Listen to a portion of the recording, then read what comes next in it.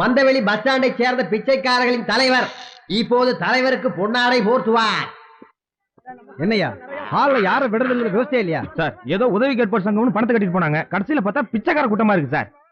ஒரே நாத்தம். வாயா. என்னை தலைவர் பதவியிலே அமர வைத்து சந்தோஷத்திலே மூழ்க வைத்து வேறு யாருக்குமே கிடைக்காத பாக்கியத்தை எனக்கு ஏற்படுத்திக் கொடுத்த உங்களுக்கு நான் எப்படி நன்றி சொல்வதென்றே தெரியவில்லை. அதனால தாண்டா உன்னை தலைவன் ஆக்கியிருக்கானுங்க. தலையாற்றவன் தாண்டா தலைவன். தொண்டர்களே, தோழர்களே, எதிர்கால தலைவர்களே, உங்களுக்காக, உங்கள் நன்மைக்காக, உங்கள் நலனுக்காக இந்த உயிரையும் விட தயாராக இருக்கிறேன்.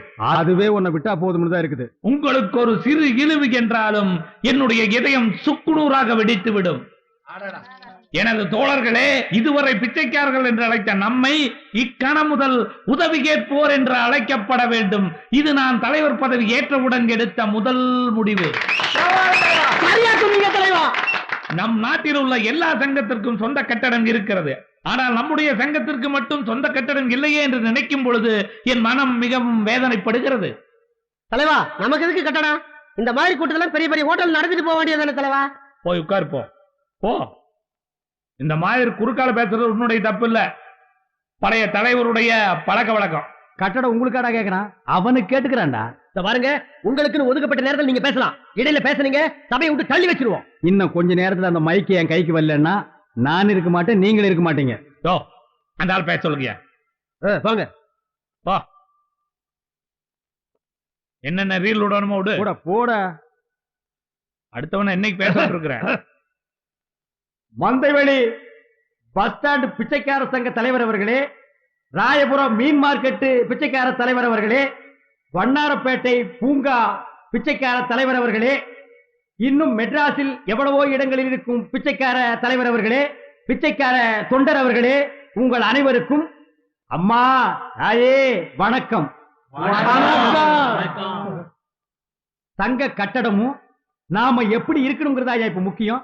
ஏதோ ஒரு காலத்துல ஏதோ ஒரு தெருவுல ஏதோ ஒரு மூலையில 5 பைசாவோ 10 பைசாவோ பிச்சை எடுத்தேங்கிறதுக்காக இன்னைக்கு நீ தலைவன் ஆகிட்ட. மக்களை நீ சந்தித்து எத்தனை வருடங்கள் ஆகிறது. நான் மக்களோடு மக்களாக ரத்தத்தின் ரத்தமாக ஊறிக்கொண்டிருக்கிறேன். என்னை கேளுங்கள், என்ன செய்ய வேண்டும் என்று நான் உங்களுக்கு சொல்லுகிறேன். சொல்லுங்க தலைவா. S, come in. 10 தெருவுக்கு மேல ஒருத்தன் பிச்சை எடுத்தான்னா அவனுக்கு வேற எந்த ஏரியாவுமே கொடுக்காதீங்க. அதே மாதிரி காலம் காலமாக அம்மா தாயே அப்படின்னு கெஞ்சிற பழைய வார்த்தைகளை ஒதுக்கிட்டு இன்று முதல் இந்த நிமிஷம் முதல் மம்மி டாடி என்றுதான் நாம் பிச்சை எடுக்க வேண்டும். எங்கே சொல்லுங்கள், மம்மி டாடி. ஆஹா, இந்த வார்த்தைகளை கேட்கும் பொழுது காதிலே தேன் வந்து பாய்கிறது. Mummy daddy, mummy daddy, daddy, daddy, daddy, daddy. Yo, என்ன இது மம்மி டாடி? அதான் கண்ணில் கூலிங் கிளாஸ். பிளைண்ட் சாமி. பிளைண்டா?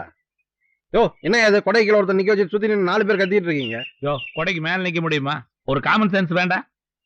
இவர் எங்க சங்க தலைவர். இவரு சாரி டார்லிங், ரொம்ப வருஷத்துக்கு அப்புறம் இப்பதான் தொழில இறங்கிருக்காரு.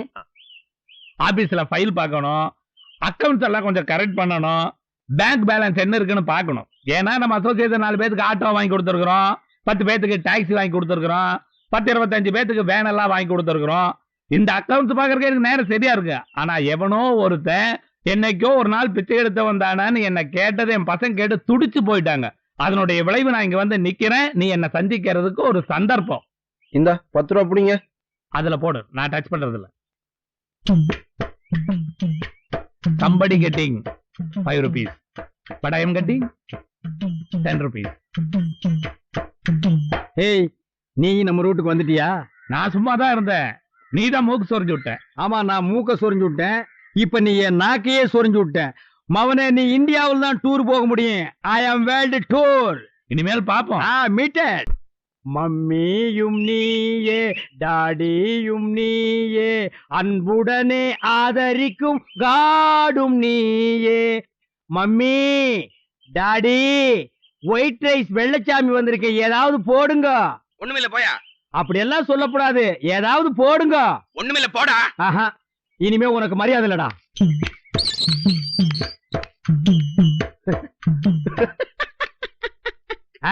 உலக விஷயங்களை எல்லாம் தெரிஞ்சுக்கிட்டாரா? ஓஹோ, நீங்களா இப்ப வீட்டுக்குள்ளே வர ஆரம்பிச்சீங்களா? வராம என்னப்பா பண்ணுவேன்? நான் எவ்வளவு மரியாதையா வெளியில நின்னு ஏதாவது இருந்தா போடுங்கன்னு கேட்டேன். நீ இல்லன்னு சொல்றத வெளியில வந்து சொல்லிருக்கலாம்ல. அது என்ன வீட்டுக்குள்ள இருந்துட்டு குரலை மட்டும் வெளியே அனுப்புற? எங்களை பார்த்தா உங்களுக்கு என்ன அவ்வளவு கேவலமா தெரியுதா? வீட்டுக்குள்ள இருக்கிற நாய் கூட எங்களை பார்த்தா வெளியில வந்துடா குலைக்குது. நீ வர்றதுக்கு என்னடா கேடா? என்கிட்ட ஒண்ணும் இல்ல, மரியாதையா வெளில போயிடு. உன்கிட்ட ஒண்ணும் இல்ல, ஒத்துக்கிறேன். வீட்டுக்குள்ள இருக்கிற ஏதாவது எடுத்துட்டு வந்து போடு. வீட்டுக்குள்ளேயும் ஒண்ணும் கிடையாது. அப்ப என் கூட வா. ஐயோ, உன்கிட்டயும் ஒண்ணு இல்ல, வீட்லயும் ஒண்ணு இல்ல, வெறும் வீட்டுல உட்கார்ந்துட்டு என்னடா பண்ண போற? என் கூட வா. 5 தெருவுல பிச்சை எடுத்து கொடுக்கறேன். அதை எடுத்துட்டு வந்து வீட்டுல வச்சுக்கிட்டு என்ன மாதிரி வர்றவங்களுக்கு இல்லன்னு சொல்லாம போடு. இருக்கு. அப்ப குடு. இந்த 5 ரூபா. இத நான் வெளியில நின்னு கேட்கும் போதே கொடுத்திருந்தா வாங்கியிருப்பேன். இந்த 10 ரூபா ஜமாய். இத நான் வீட்டுக்குள்ள வந்தோன்னு நீ கொடுத்திருந்தா வாங்கியிருப்பேன். இந்த 50 ரூபா. இதையும் நான் வாங்கலன்னா உனக்கு தான் கேவலம். அப்பா, பரம்பரமான தப்பிச்சுது. அவன் யாரு, எந்த ஊரு, என்ன வேலை செய்யறான்னு தெரியாம உன்னை அவனுக்கு எப்படி கட்டி வைப்பேன்? அப்பா, இந்த பார், உன்னை ஒரு பிச்சைக்காரனுக்கு கட்டி வச்சாலும் வைப்பேன்னு தவிர அந்த பையனுக்கு கட்டி வைக்க மாட்டேன். அம்மா தாயே, பாத்தியா, அவனுக்கு தேவையானது எவ்வளவு அழகா கேக்குறான். என்னப்பா வேணும் உனக்கு? ஏதாவது பொண்ணு இருந்தா போடுங்கய்யா. உங்க பொண்ணு எனக்கு கட்டி வைங்கய்யா. ஏன்யா, சோறு போய் காசு போய் பொண்ணு கேக்குதா உனக்கு? என்ன திமிரு இருந்தா என்கிட்ட பொண்ணு கேப்ப நீ? உனக்கு என்ன தெனாவிட்டு இருந்தா ஒரு பிச்சைக்காரனுக்கு உன் பொண்ணை கட்டி வைக்கிறேன்னு சொல்லுவேன். அது என்னையா உன்ன பிச்சைக்காரனுக்கு கட்டி வைப்பேன்னு சொல்றீங்க? எங்க தைரியம் இருந்தா உன் பொண்ணை எனக்கு கட்டி வை பாப்போம். அது என்ன பிச்சைக்காரன் தான் உங்களுக்கு அவ்வளவு கேவலமா போச்சா? ஊரு பேர் தெரியாத ஒரு பிச்சைக்காரனுக்கு உன் பொண்ணை கட்டி வைக்கிறதை விட தினமும் இதே தெருவில் பிச்சை எடுக்கிற எனக்கு கட்டி வைக்கிறதுல என்ன தப்பு? என் பேங்க் பேலன்ஸ் என்னன்னு உனக்கு தெரியுமா? சிட்டில எத்தனை பேங்க்ல எனக்கு அக்கவுண்ட்ஸ் இருக்குன்னு உனக்கு தெரியுமா? இந்தியாவில் இருக்கிற பெரிய பெரிய கம்பெனில என் ஷேர் மார்க்கெட் என்னன்னு உனக்கு தெரியுமா? எல்லாமே தெரியாம சொல்லிட்டேன். உங்களுக்கு எங்கெங்க என்னென்ன இருக்குன்னு சொல்லிட்டீங்கன்னா உண்மையிலேயே கல்யாணத்தை பத்தி பேசலாம். தலைக்கு மேல முடி இருக்கு, கையில சட்டி இருக்கு, காலு கீழே செருப்பு இருக்கு. ஓ மண்டைக்கு லவ் ஃபெயிலியர் தான் ஆகியிருக்கும்.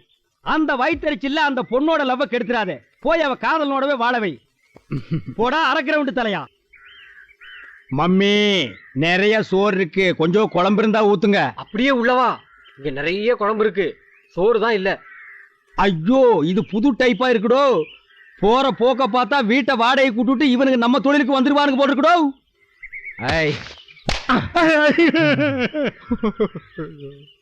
ஏன்டா என்ன அடிச்ச? ஒழுங்கா அம்மா தாயன்னு பிச்சை எடுத்துக்கிட்டு இருந்தேன். அதெல்லாம் பழைய வார்த்தை. உனக்கு பூசா ஒண்ணு சொல்லித்தாரேன்னு சொல்லி என்ன இப்படி எல்லாம் அடி வாங்க வச்சுட்டியாடா பாவி.